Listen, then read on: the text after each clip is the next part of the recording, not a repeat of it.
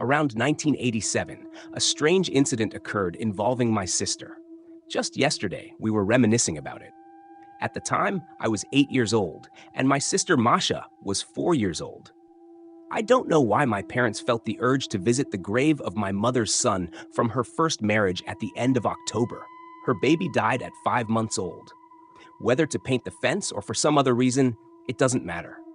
But they took my sister and me with them. And so it was in October. Cold, with bare trees, a gloomy sky, and early darkness, and we found ourselves at the cemetery. What were children supposed to do there? Nothing. The adults were occupied, painting something, and we were just getting in the way. My brother's grave was not near the road, but in the depths of the cemetery. The road was about 20 meters away, but since the trees were bare, everything was clearly visible for a kilometer ahead. Seeing that Masha and I were hindering their work, Mom said to me, "Lita, take Masha and go for a walk along the path. Just don't go too far and stay ahead of everyone." I took Masha by the hand and went for a walk.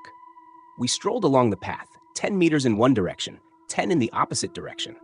I read the inscriptions while Masha grew restless. Then she spotted a toy on some grave and started whining. "I want that toy." Since childhood, our mother had always told us not to touch anything in the cemetery, especially toys. Naturally, I didn't allow her. Masha became offended, stamped her feet, and declared, "I'm offended and I'm leaving." Then she snatched her hand from mine. I replied, "Fine, go."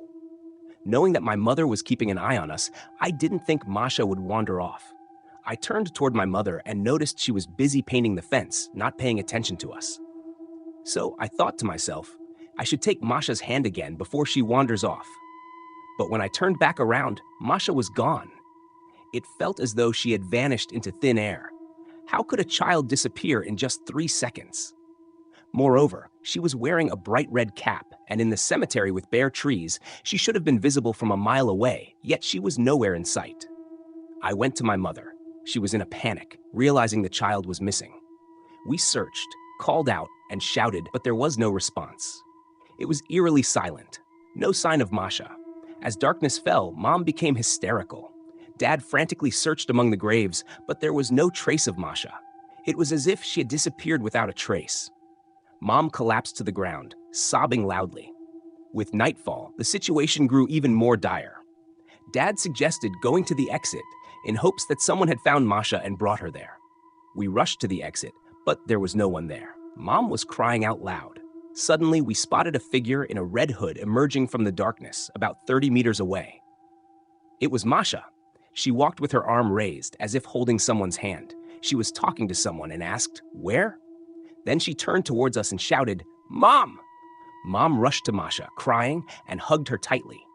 After calming Mom down, we asked Masha where she had been, and she said, "I was upset with Lita, so I walked along the path. I expected Lita to catch up with me since she saw I was upset. But Lita wasn't there. I turned around and found myself alone. There was no one around.